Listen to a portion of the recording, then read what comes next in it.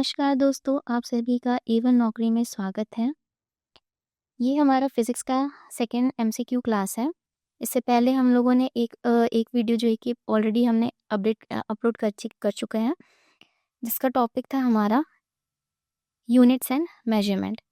तो चलिए चलते हैं, आज हम नेक्स्ट टॉपिक कवर करते हैं बल, जिसे फोर्स कहा जाता है, एवं न्यूटन का गति विषयक नियम।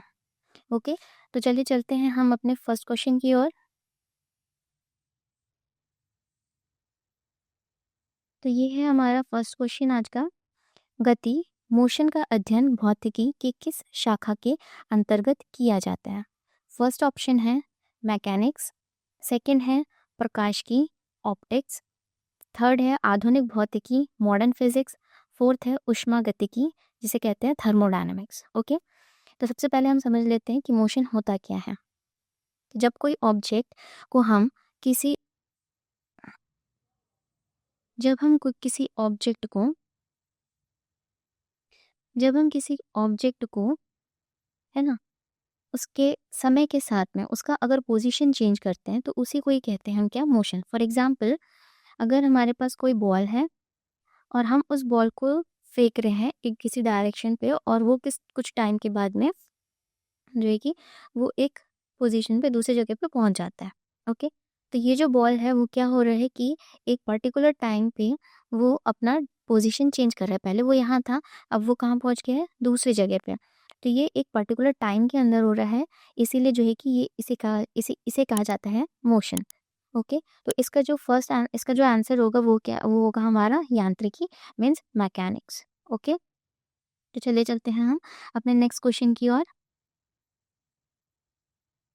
यांत्रिकी यांत्रिकी मीन्स मैकेनिक्स के किस भाग के अंतर्गत वस्तु की गति का अध्ययन उसके कारण सहित किया जाता है?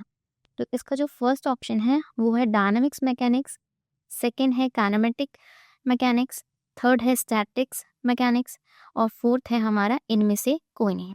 तो इसका जो आंसर होगा वो होगा हमारा क्या, dynamics mechanics. Okay, next question. गति मोशन कितने प्रकार के होते हैं? फर्स्ट ऑप्शन है 2, सेकेंड ऑप्शन है 4, थर्ड ऑप्शन है 3, फोर्थ ऑप्शन है 5। तो यहाँ पर हमने शो किया हुआ है कि गति के कितने प्रकार होते हैं। तो गति के मेनली कितने, 3 टाइप्स होते हैं। फर्स्ट होता है हमारा एक वियामी गति, जिसे 1D मोशन भी कहा जाता है। सेकेंड होता है हमारा द्विविमी गति, जिसे कहते हैं सेकेंडरी मोशन। एंड नेक्स्ट होता है त्रिविमीय गति, जिसे 3D मोशन भी कहा जाता है। ओके, तो इसका जो आंसर होगा वो होगा हमारा मोशन कितने टाइप के होते हैं, तो हमारे मोशन 3 टाइप के होते हैं। ओके, तो चलो पहले तो ये देख लेते हैं कि 1D मोशन क्या होता है, 2D मोशन क्या होता है, और 3D मोशन क्या होता है। ओके, तो चलिए पहले देखते हैं हम 1D मोशन होता क्या है। 1D मोशन,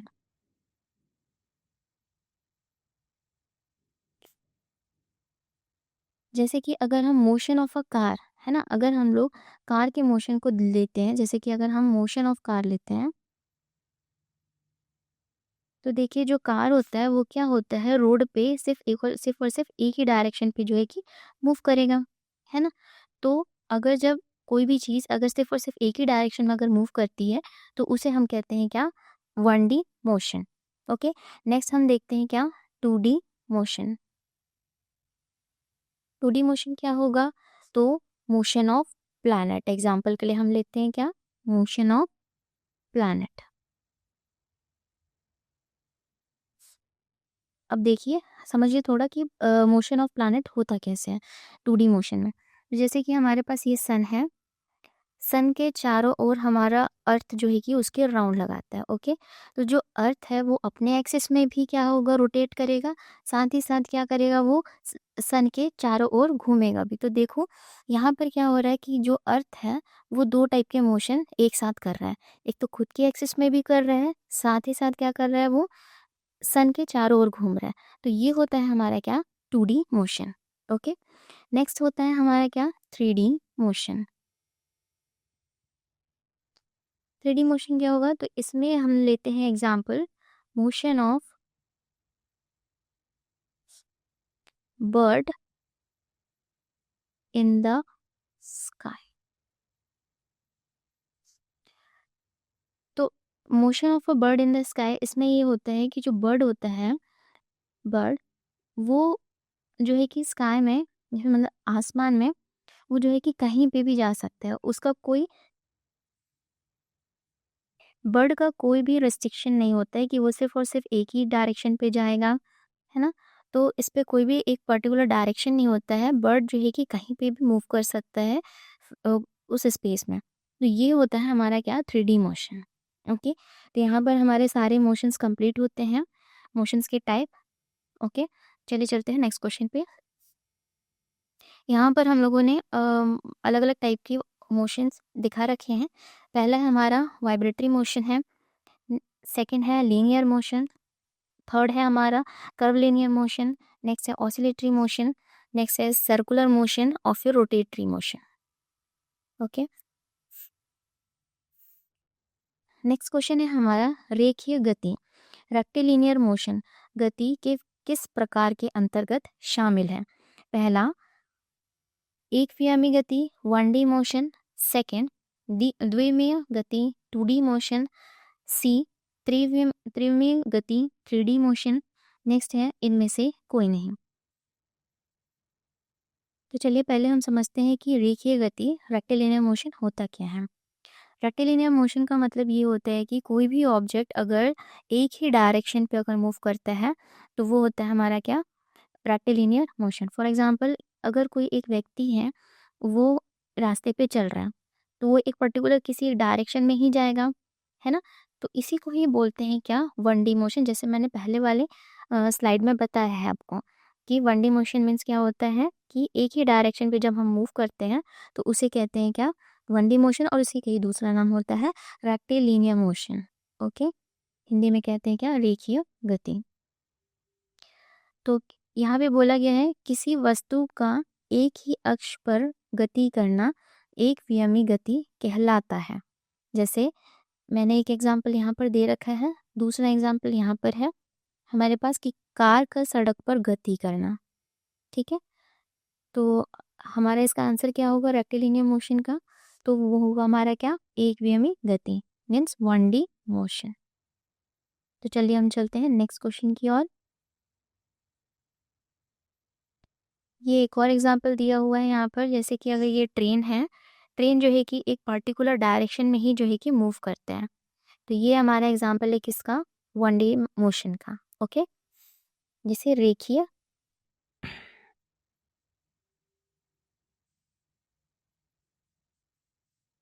जिसे रेखीय गति भी कहा जाता है। चलिए हम चलते हैं नेक्स्ट क्वेश्चन पे।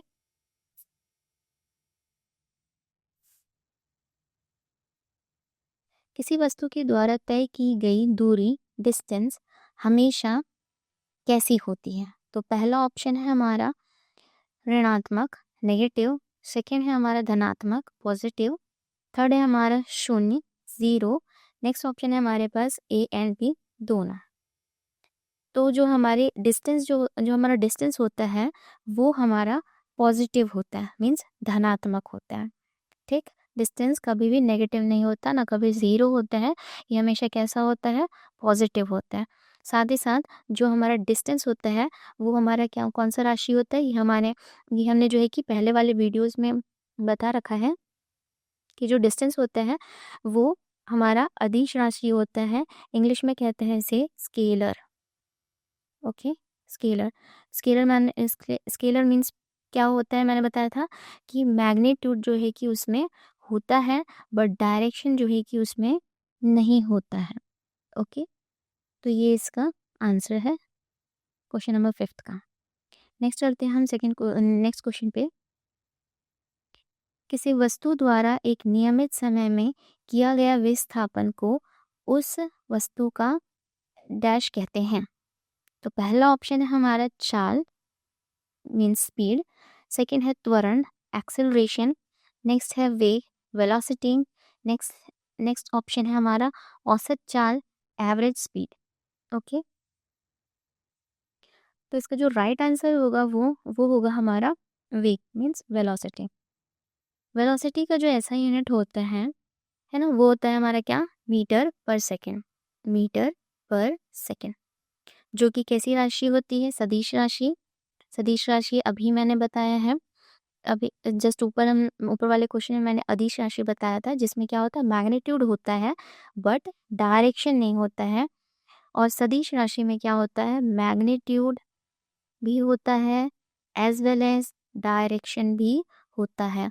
जिसमें दोनों होते हैं वो होते हैं हमारे सदिश राशियाँ।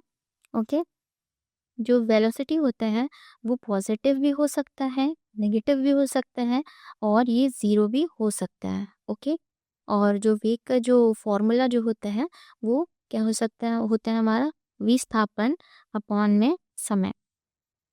वेग मीन्स वेलोसिटी, इसका फॉर्मूला हम इंग्लिश में भी यहाँ पे लिख देते हैं, वेलोसिटी इज इक्वल टू क्या होता है, डिस्प्लेसमेंट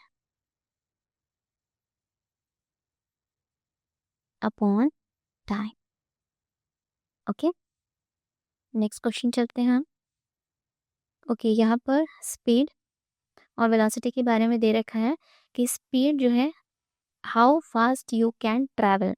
स्पीड क्या होता है, जितना फास्ट आप मूव करेंगे वही होता है हमारा क्या, स्पीड।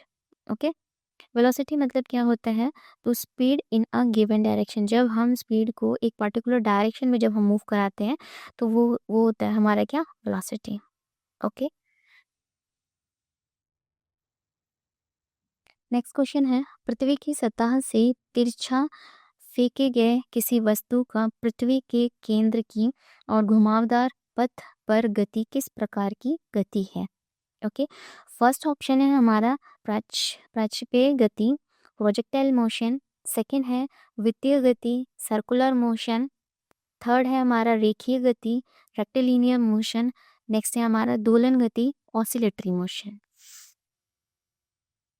तो इसका जो राइट आंसर होगा वो होगा हमारा प्रोजेक्टाइल मोशन मीन्स प्रक्षेपीय गति।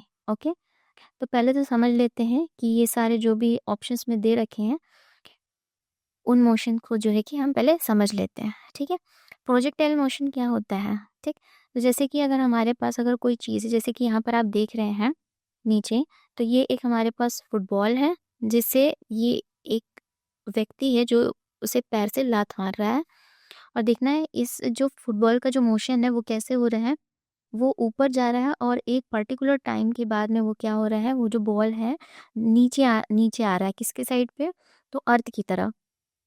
तो ऐसा जो मोशन होता है उसे कहते हैं हम क्या, प्रोजेक्टाइल मोशन। ओके, नेक्स्ट होता है कि सर्कुलर मोशन। तो सर्कुलर मोशन का एक एग्जांपल हम लेकर के समझते हैं, जैसे हमारे पास सन है ना, सन है, और इसी सन के चारों ओर जो है कि हमारा अर्थ जो है कि क्या करता है, उसके चक्कर लगाता है ना, तो इसी को ही क्या बोलते हैं, हम सर्कुलर मोशन कहते हैं।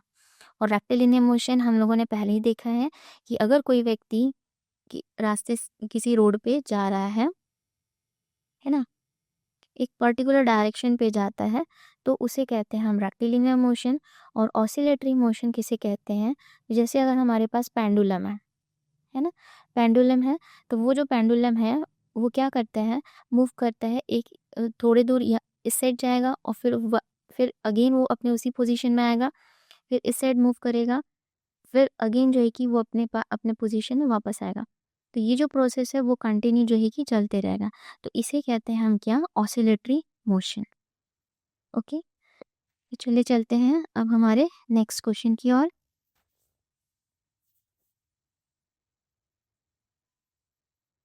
क्वेश्चन नंबर 8, आसमान में उड़ता हवाई जहाज एरोप्लेन किस प्रकार की गति का उदाहरण है। तो इसका फर्स्ट ऑप्शन है एक विमीय गति, वन डायमेंशनल मोशन। सेकेंड होता है द्विमीय गति, टू डी मोशन। थर्ड होता है त्रिमीय गति, थ्री डी मोशंस। उपयुक्त सभी। तो जब कोई कण आकाश में गति करता है तो इसे त्रिमेय गति कहते हैं। त्रिमेय गति का वर्णन करने के लिए परस्पर लंबवत तीन निर्देशांक अक्षों की जरूरत होती है। जैसे कि मैंने इससे पहले भी बताया है आपको कि जैसे कि इसका एग्जाम्पल 3D मोशंस का, कि जैसे motion of a bird in the sky. तो वो जो बर्ड होता है वो क्या करता है कि स्काई में कहीं पे भी जो है कि उड़ सकता है, इसका कोई भी रिस्ट्रिक्शंस नहीं होता है। तो सेम वैसे ही एरोप्लेन भी होता है, एरोप्लेन का भी मतलब डायरेक्शन जो है कि फिक्स मतलब वो कहीं पे भी जो है कि मूव कर सकता है एरोप्लेन। तो इसका जो आंसर होगा वो होगा हमारा क्या, त्रिविमीय गति, 3D dimensional motion. Okay,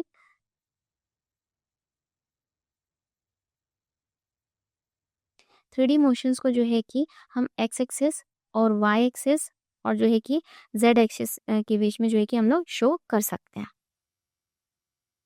next question चलते हैं हम। बल फोर्स का सर्वप्रथम वर्णन किसके द्वारा किया गया था? फर्स्ट है सर आइजैक न्यूटन, सेकंड है एल्बर्ट आइंस्टाइन, थर्ड है गैलीलियो गैलीली, नेक्स्ट है हमारा निकोलस कॉर्पेनिकस। ओके, तो ये जो फोर्स है सर्वप्रथम इसके बारे में किसने बताया था? तो इसका आंसर है हमारा सर आइजैक न्यूटन। तो यहाँ पर चलिए देख लेते हैं हम कि फोर्स होता क्या है। ओके,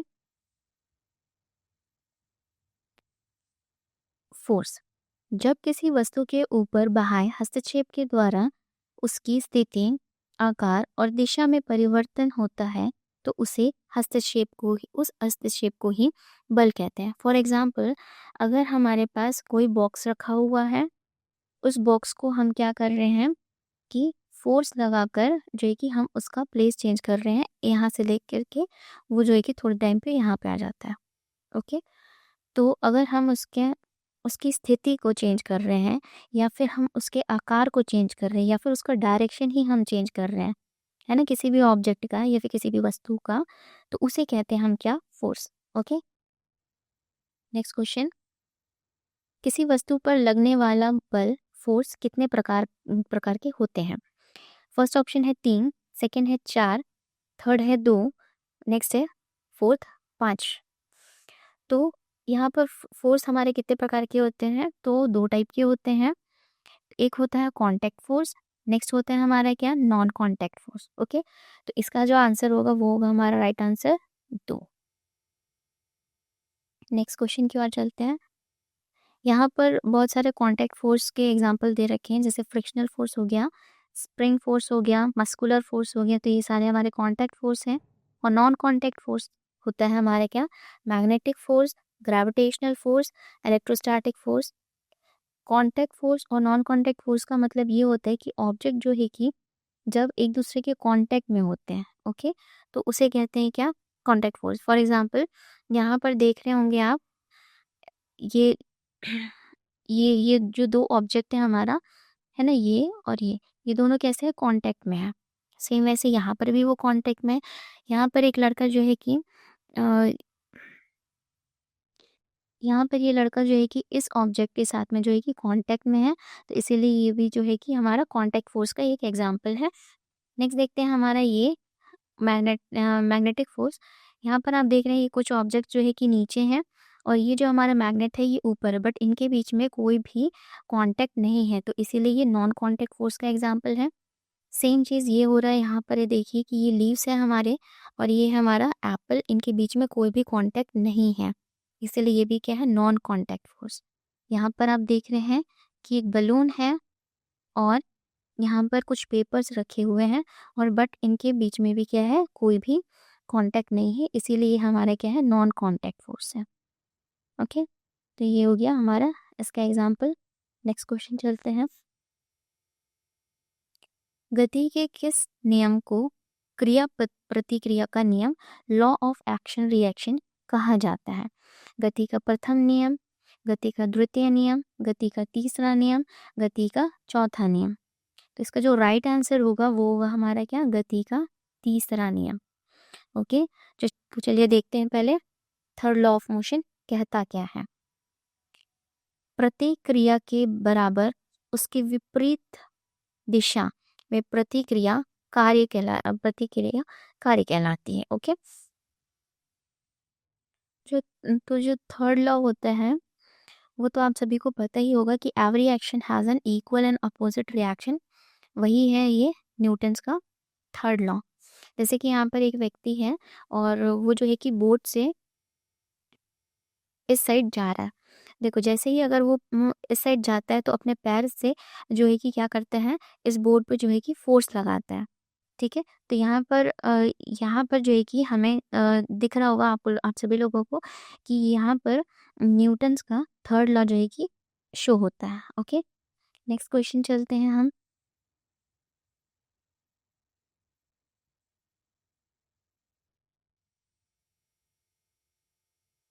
जब कोई वस्तु वृत्ताकार मार्ग में गति करती है तो वृत्ताकार मार्ग के केंद्र से वस्तु की ओर जो बल कार्य करती है उसे कहते हैं। तो अपकेंद्रीय बल, ओके, अभिकेंद्रीय बल और विद्युत स्थैतिक बल और उत्प्लावन बल।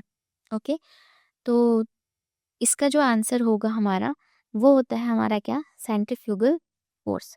तो चलिए पहले समझ लेते हैं हम ये चारों फोर्स होते क्या क्या है। नीचे वाले स्लाइड में जैसे कि यहाँ पर हम लोगों ने शो कर रखा है, ये सेंट्रीफ्यूगल फोर्स है ये, और ये होता है हमारा क्या, सेंट्रीपिटल फोर्स। सेंट्रीफ्यूगल फोर्स में क्या होता है कि जो फोर्स है ना वो बाहर की ओर लगता है। ओके, बाहर की ओर। और जो सेंट्रीपिटल फोर्स होता है उसमें जो फोर्स होता है वो कहाँ लगता है, तो अंदर की ओर लगता है। ठीक है, फॉर एग्जाम्पल चलिए पहले हम देखते हैं कि सेंट्रीफ्यूगल फोर्स। सेंट्रीफ्यूगल फोर्स इसका एक एग्जाम्पल है कि जैसे कि अगर हमारे गाड़ी में जब कीचड़ फंस जाता है, तो जब कीचड़ जब बाहर की ओर जब निकलता है ना, जैसे ये हमारे गाड़ी का जो टायर है ना, इसमें अगर जो कीचड़ फंसा हुआ रहता है वो क्या होता है, बाहर की ओर निकलता है। तो ये होता है हमारा क्या, सेंट्रीफ्यूगल फोर्स। ओके, नेक्स्ट है हमारा सेंट्रीपिटल फोर्स। तो जैसे कि अगर हमारे पास ये एक पत्थर है, इस पत्थर को जो है कि मैं बांध देती हूँ एक रस्सी से, और बीच में खड़े होकर के जो है कि इसको राउंड राउंड जो है कि घुमाते हैं। तो क्या होता है, जो इसका जो फोर्स होता है ना वो हमेशा अंदर की ओर लगता है। तो ये होता है हमारा क्या, सेंट्रीपिटल फोर्स। ओके, नेक्स्ट होता है हमारा क्या, इलेक्ट्रोस्टैटिक फोर्स होता है। तो इलेक्ट्रोस्टैटिक फोर्स क्या होते हैं, जो पॉजिटिव और जो नेगेटिव के जो चार्जेस होते हैं उनके बीच का जो फोर्स होता है वो होता है हमारा इलेक्ट्रोस्टैटिक फोर्स, जैसे कि मैग्नेट में होता है। ओके, नेक्स्ट होता है हमारा क्या, बायन्ट फोर्स। तो बायन्ट फोर्स क्या होता है कि पानी में कोई भी चीज़ अगर तैरता हुआ अगर हमें दिखता है तो वो किसकी वजह से दिखता है, तो बायन्ट फोर्स की वजह से। क्योंकि ये जो बायन्ट फोर्स है वो कौन लगाता है, तो ये जो फोर्स होता है ये वाटर के कारण होता है। ओके, तो इसे कहते हैं हम बायन्ट फोर्स। तो ये जो क्वेश्चन है पूछ रहे क्या, जब कोई वस्तु वृत्ताकार मार्ग में, ओके, वृत्ताकार मार्ग में गति करती है तो वृत्ताकार मार्ग के केंद्र से वस्तु की ओर जो बल लगता है, ओके, उसे कहा जाता है क्या। तो इसका जो राइट आंसर होगा वो होगा हमारा क्या, centrifugal force. Okay, next question की ओर चलते हैं हम। एक कार उत्तर से पश्चिम की ओर जाती है, कितने कितने किलोमीटर जा रही है, 70 किलोमीटर जा रही है, और कितने टाइम में जा रही है, तो 32 मिनट्स में वो जो है कि तय करती है। उस उस कार का चाल क्या होगा। तो यहाँ पर हमें चाल निकालना है। चाल मीन्स होता है स्पीड। स्पीड का फॉर्मूला क्या होता है, तो स्पीड इज इक्वल टू क्या होता है, डिस्टेंस अपॉन में टाइम। ओके, तो यहाँ पर देखिए डिस्टेंस क्या है हमारा, 70 किलोमीटर है। ठीक है, और टाइम हमारा कितना है, 32 है। जब हम इसको डिवाइड करेंगे तो इसकी जो वैल्यू होगी वो होगी कितनी, 2.18 किलोमीटर पर मिनट। ओके, तो हमारा जो आंसर होगा वो कौन सा होगा, हमारा ऑप्शन बी, 2.18 किलोमीटर पर मिनट। ओके, तो चलिए चलते हैं हम नेक्स्ट क्वेश्चन की ओर। जब किसी वस्तु पर बल थोड़े ही समय के लिए लगता है तो उसे क्या कहा जाता है। संवेग मीन्स मोमेंटम, जड़त्व मीन्स इनर्शिया, त्वरण मीन्स एक्सेलरेशन, आवेग मीन्स इम्पल्स। तो इसका जो राइट आंसर होगा वो होगा हमारा क्या, आवेग, इम्पल्स। आवेग का जो फॉर्मूला होता है वो होता है बल गुना समय। इसकी ऐसा यूनिट होती है Newton second. Okay, next question. एक रेलगाड़ी विराम से शुरू होकर 10 सेकंड बाद 54 किलोमीटर पर आवर के चाल से चलती है तो त्वरण का मान कितना होगा? त्वरण मीन्स होता है हमारा क्या? एक्सिलरेशन। एक्सिलरेशन निकालना है हमें यहाँ पे। तो एक्सिलरेशन का फॉर्मूला क्या होता है? A is equal to v minus u upon में टी। ओके, यहाँ पर जो यू होता है वो होता है हमारा क्या? Initial velocity. Initial velocity. और जो वी होता है हमारा वो होता है क्या? Final velocity. ओके, तो देखिए यहाँ पे, और टी होता है हमारा क्या? टाइम। तो यहाँ पर जो हमें क्या देख रखा है स्टार्टिंग में कि रेलगाड़ी कैसी है? विराम में है। विराम मतलब रेस्ट के पोजीशन में है। इसका मतलब ये कि हमारा जो यू होता है होगा वो होगा हमारा क्या? 0, क्योंकि वो रेस्ट के पोजीशन में है, इसलिए यू का जो वैल्यू होता है वो हमारा क्या होगा? 0 होगा। और जो वी होगा हमारा, उसका वैल्यू दे रखा है कितना? 54 kilometre per hour. Okay, but इसका आंसर जो है कि हमारा जो है कि सारा मीटर पर सेकंड में है, इसलिए जो है कि हम लोग सबसे पहले क्या करेंगे, तो जो किलोमीटर पर आवर जो है उसको हम लोग मीटर पर सेकंड में जो है कि पहले कन्वर्ट कर लेंगे। तो ये हो जाए कितना? 54 इंटू में 1000 और आवर में है, इसीलिए जो है कि हम इसको सेकंड में करेंगे तो 60 इंटू 60 होगा। तो ये कितना हो जाएगा हमारा? 54,000 अपॉन में 3600। ओके, यहाँ से 2 0 कैंसिल, ये 2 0 कैंसिल, ये हो जाएगा हमारा क्या? 54,50 अपॉन में 36। ये आ जाएगा हमारे मीटर पर सेकेंड स्क्वायर में। अब जो है कि हम क्या करेंगे, जो यू वी और हाँ टी की वैल्यू क्या है हमारी? 10 सेकेंड्स है। इन सारे वैल्यूज़ को जो है कि हम लोग इस वाले फॉर्मूले में पुट करेंगे। तो ए इज इक्वल टू वी की वैल्यू कितनी है हमारी? 540 अपॉन में 360 माइनस यू के प्लेस में क्या आ जाएगा? 0 अपॉन में टी की वैल्यू क्या है हमारी? 10। तो जब हम इसको सॉल्व करेंगे तो 540 और में 360 इंटू में 1 अपॉन 10, 0 से 0 कैंसिल आउट, तो ए की वैल्यू हमारी आ जाएगी कितनी? 1.5 मीटर पर सेकेंड स्क्वायर। इसका जो राइट आंसर होगा वो हमारा क्या होगा? Option A. तो चलिए चलते हैं हम अपने नेक्स्ट क्वेश्चन पे। ये जो सॉल्यूशन है ये थोड़ा सा गड़बड़ हो गया है, इसे ना देखें। ऊपर ऊपर वाले स्लाइड में जो है कि मैंने सारा अच्छे से एक्सप्लेन कर दिया है। आप लोग जो है कि इसे देख सकते हैं। ओके,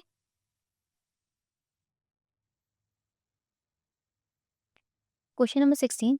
असंतुलित बल अनबैलेंस्ड फोर्स किस दिशा में कार्य करता है?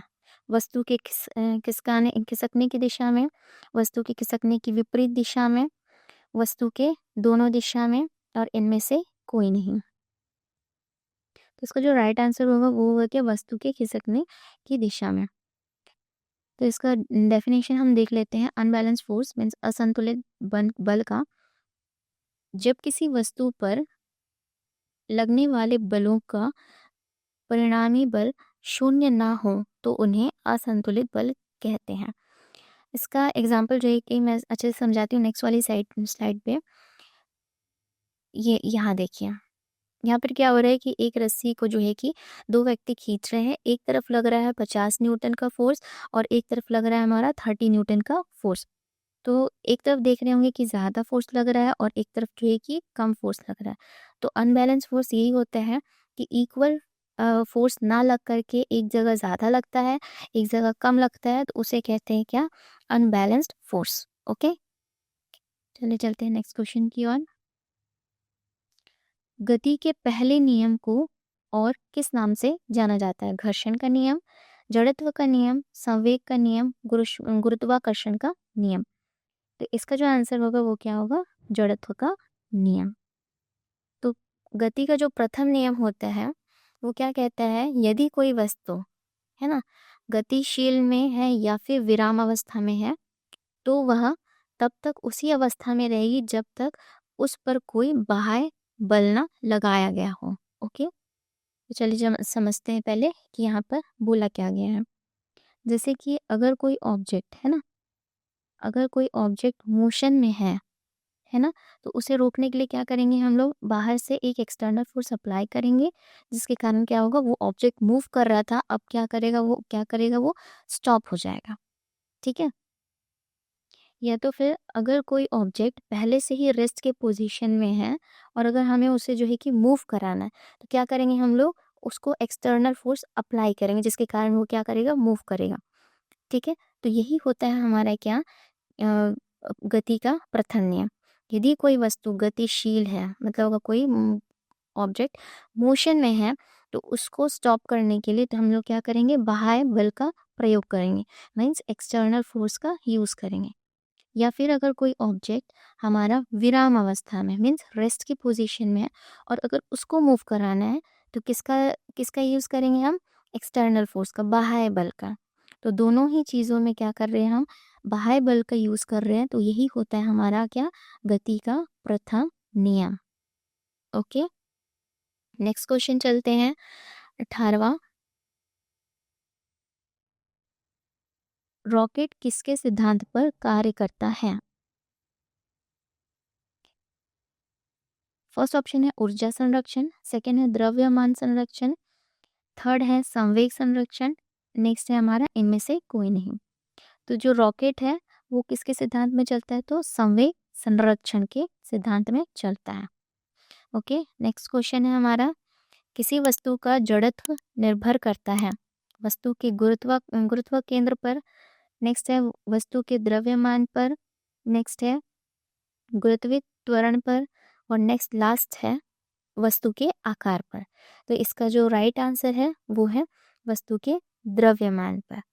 ओके, तो ये था हमारा आज का last question. Thank you guys.